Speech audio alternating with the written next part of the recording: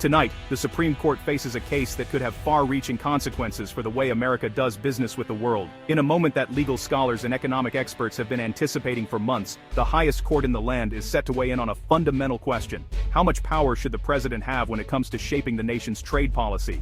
The justices are preparing to hear arguments that could redefine the very limits of presidential authority over international commerce, a debate that has simmered for decades but now comes to a head. At the heart of the case are President Trump's sweeping tariffs imposed on billions of dollars worth of imports and his use of emergency powers to justify these actions. Critics argue that such moves bypass Congress and set a dangerous precedent, while supporters claim they are necessary tools to protect American industries and jobs. The outcome could dramatically shift the balance of power between Congress and the White House, potentially altering the way trade decisions are made for generations to come. For American businesses, the stakes couldn't be higher. Many have faced steep costs due to tariffs, while others hope for a massive refund if the court rules against the government. The uncertainty has left business owners and workers alike anxiously awaiting the verdict, knowing it could impact their bottom lines and livelihoods. For the federal government, a loss in court could mean a staggering $100 billion payout, money that would have to be refunded to importers. Such a decision could have ripple effects throughout the economy, affecting everything from government budgets to international trade relationships. At the core of the debate is a fundamental question: who truly controls America's trade policy? Congress, as outlined in the Constitution, or the President, who has increasingly wielded broad powers in recent decades? This case isn't just about President Trump. It's about a long history of laws that have gradually shifted trade authority from Congress to the executive branch. Over the years, presidents from both parties have used these powers, sometimes in ways that have sparked controversy and legal challenges. The Supreme Court's decision will set a precedent, not just for this administration, but for all future presidents. It will determine whether the executive branch can continue to act unilaterally on trade, or if Congress must reclaim its constitutional role. Around the world, America's trading partners are watching closely. The outcome could signal whether the U.S. will continue down a path of protectionism, or if it will return to a more collaborative approach to global trade. Allies and rivals alike are waiting to see if the rules of engagement are about to change. Inside the White House, legal advisors are preparing for every possible outcome.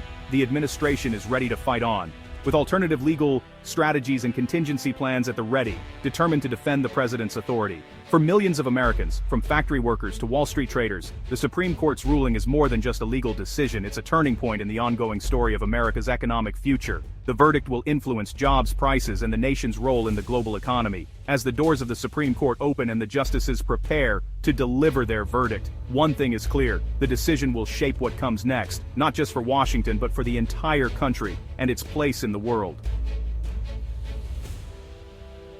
The Supreme Court now faces a pivotal decision, one that could redefine the boundaries of presidential authority for years to come. At the heart of the matter is a fundamental question about the balance of power in American government. Can a president invoke the International Emergency Economic Powers Act, or IEPA, as a legal foundation to impose sweeping tariffs on foreign goods? This law, originally designed to address national emergencies and threats from abroad, is now being tested in a new context: trade policy.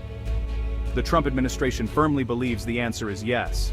They argue that using IEPA to levy tariffs is not only legal, but essential for protecting American jobs, industries, and national security.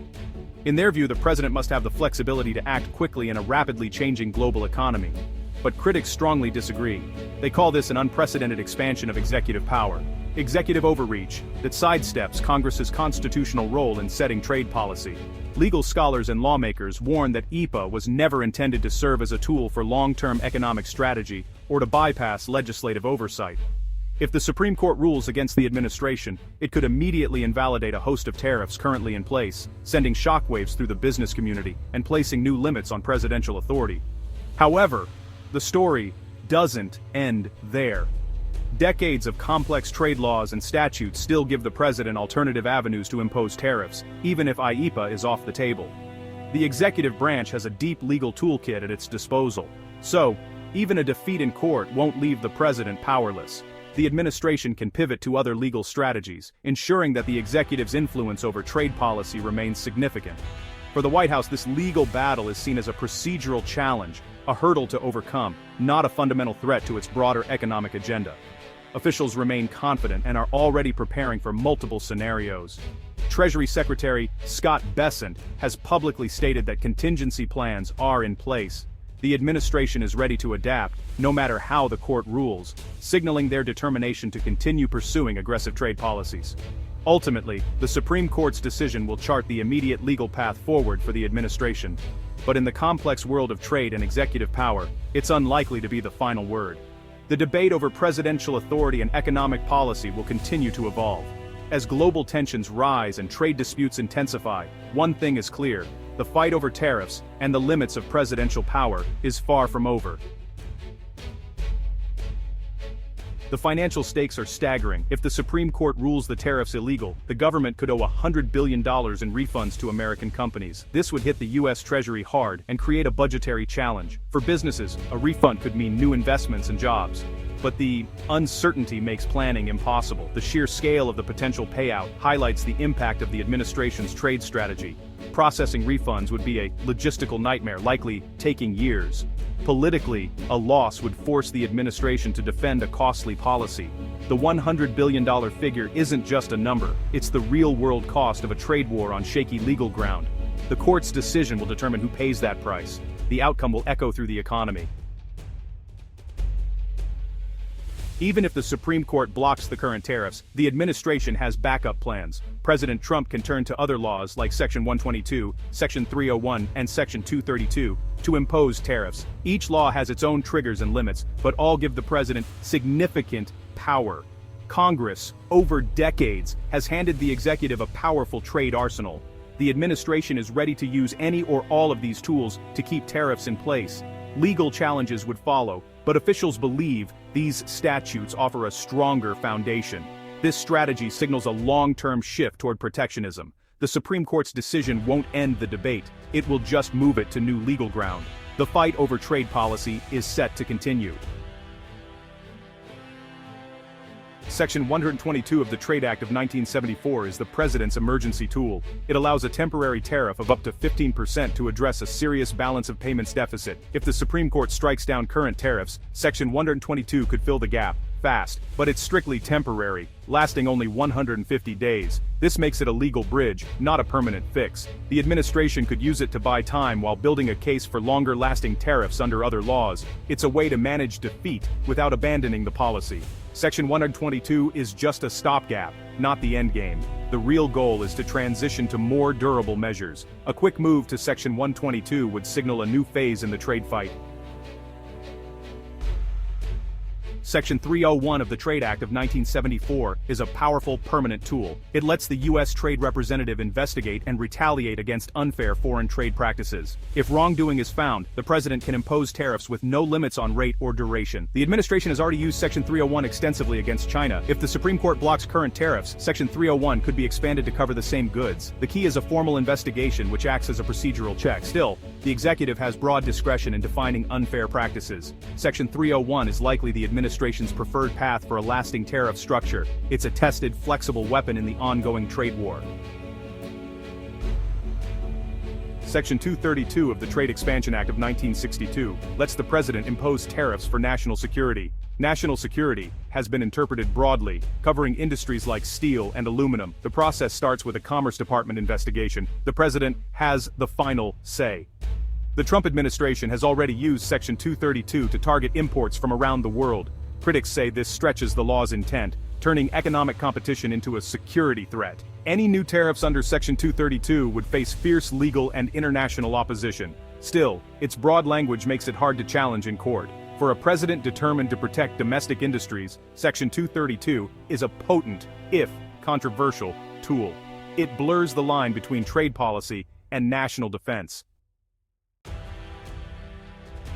This Supreme Court battle spotlights a decades-long shift of trade power from Congress to the president. The Constitution gives Congress authority over trade, but over time, it has delegated much of that power. Laws like Section 232, Section 301, and IEEPA are products of this shift. Congress has struggled to reclaim its role, leaving the courts as the main check on presidential trade moves. Many experts say only new legislation can truly rebalance power. Until then, any court win against one statute just leads the president to use another. The executive branch now drives trade policy, with Congress largely sidelined. Treasury Secretary Scott Bessent has suggested bipartisan legislation as a possible path forward. But unless Congress acts, the president will keep shaping America's economic destiny.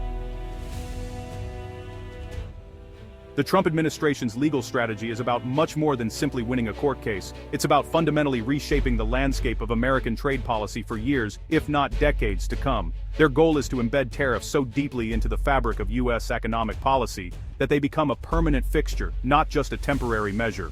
Officials argue that these tariffs are absolutely essential for rebalancing trade relationships that they believe have long disadvantaged American workers and industries. They see tariffs as a powerful tool to revive domestic manufacturing, protect key sectors like steel and aluminum, and encourage companies to bring jobs back to American soil. This approach marks a dramatic departure from the decades-long consensus in Washington that prioritized free trade agreements and global economic integration. For years, bipartisan leaders championed open markets, believing that free trade would benefit both the U.S. and its partners. Now, that consensus is being upended. The administration is not just tweaking policy at the margins, they are engineering a long-term revolution in how America approaches trade, aiming to make protectionism a central pillar of economic strategy.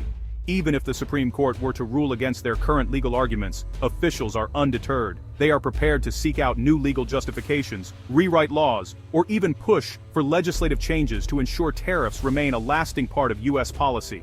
Supporters of this strategy point to what they see as tangible gains from imposing tariffs on China, such as increased leverage in negotiations and a perceived boost to certain American industries. These perceived successes are used to build public support and justify the ongoing use of tariffs. If tariffs become a permanent feature of U.S. trade policy, the effects will ripple across the globe. Global supply chains would be forced to adapt, with companies rethinking where they source materials and manufacture goods. This could spark a new era of ongoing trade conflicts, as other countries retaliate or impose their own barriers. For American businesses and consumers, the consequences could be significant. Higher tariffs often mean higher costs for imported goods, which can lead to increased prices on everyday items. Business owners may face uncertainty about sourcing and pricing, while factory managers worry about the long-term stability of their operations. What was once seen as a temporary tactic, protectionism, is now becoming a core principle of American economic policy. The shift is not just rhetorical, it's being written into the very laws and regulations that govern trade. The administration is determined to use every legal tool at its disposal, from executive orders to regulatory changes, to ensure that tariffs remain in place and are difficult for future administrations to undo. The era of aggressive trade unilateralism, where the U.S. acts independently to protect its own interests, even at the risk of global friction, appears to be here to stay. This new reality is reshaping America's role in the world economy. The real question now is not whether tariffs will remain, but which laws and legal strategies will ultimately justify and sustain America's new trade reality. As the legal battles continue, the future of American trade policy hangs in the balance, with profound implications for the nation and the world.